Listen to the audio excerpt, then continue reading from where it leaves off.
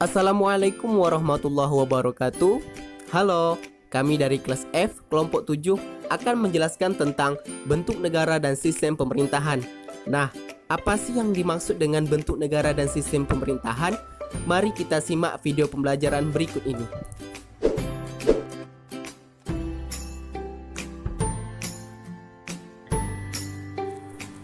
Bentuk negara adalah merupakan batas atas peninjauan secara sosiologis dan peninjauan yuridis mengenai negara.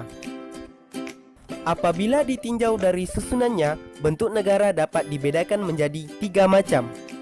1. Negara kesatuan.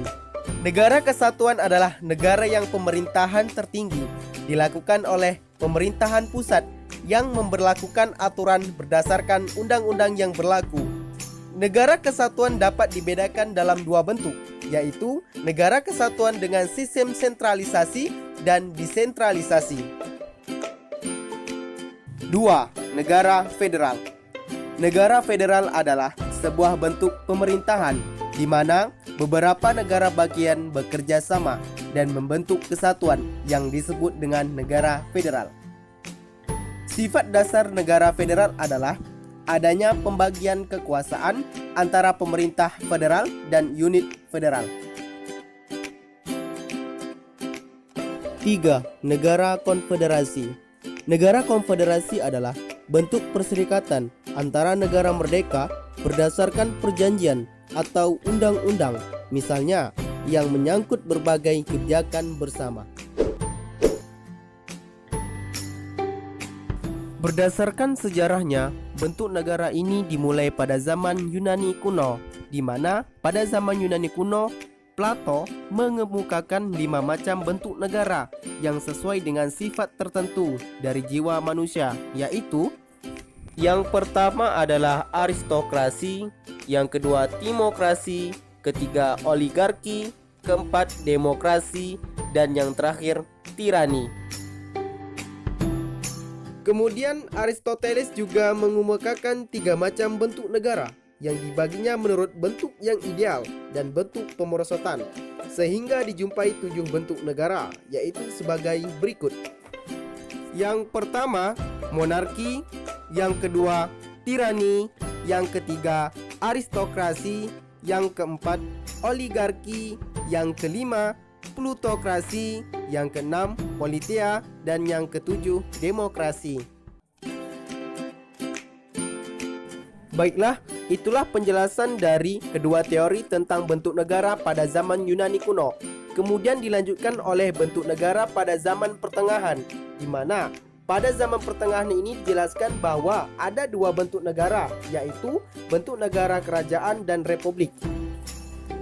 Menurut Jelinek, dalam negara kerajaan, pembentukan kemauan terjadi seluruhnya di dalam badan seseorang, dan kemauan negara terbentuk terlihat sebagai kemauan yang tertentu, berbadan dan individual. Sedangkan dalam bentuk republik, kemauan negara tercapai berdasarkan kejadian yuridis, menurut tindakan-tindakan kemauan banyak orang yang berbadan, sehingga kemauan itu tidak terlihat sebagai kemauan satu orang, melainkan kemauan badan yang hanya mempunyai bentuk realitas secara yuridis saja.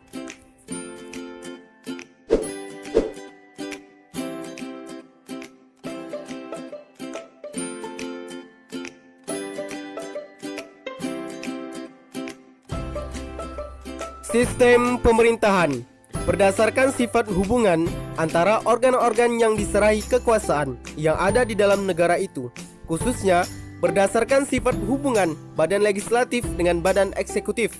Maka sistem pemerintahan di dalam negara yang mengadakan atau menyelenggarakan sistem pemisahan kekuasaan itu didapatkan adanya 3 macam sistem pemerintahan, yaitu 1.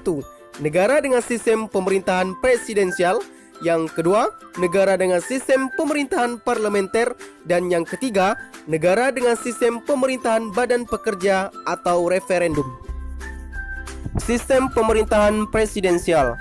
Pemerintahan presidensial ialah pemerintahan perwakilan rakyat yang representatif dengan sistem pemisahan kekuasaan secara tegas atau sistem presidensial. Presiden menyelenggarakan pemerintahan dalam arti yang sebenarnya, dan di dalam menjalankan kekuasaannya, Presiden dibantu oleh menteri-menteri yang merupakan pembantu Presiden. Oleh karena itu, menteri-menteri harus bertanggung jawab kepada Presiden. Menteri-menteri tidak bertanggung jawab kepada Badan Perwakilan. Jadi, benar-benar ada pemisahan kekuasaan perundang-undangan dan kekuasaan pemerintah. Sistem pemerintahan parlementer. Di dalam sistem ini, ada hubungan yang erat antara badan eksekutif dengan badan legislatif atau parlemen atau badan perwakilan rakyat.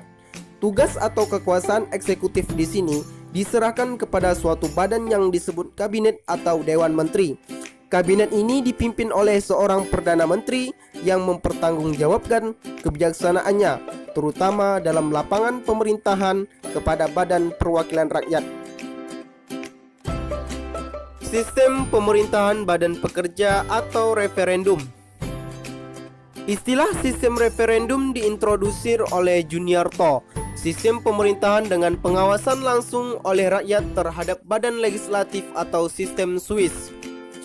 Dalam lembaga yang disebut referendum yaitu suatu pemungutan suara secara langsung oleh rakyat yang berhak mengeluarkan suara untuk menentukan tentang pendapat rakyat. Jadi, di Swiss ada kontrol secara langsung dari rakyat yang mengontrol tindakan-tindakan atau keputusan-keputusan dari Bundesversammlung atau disebut dengan Majelis Federal.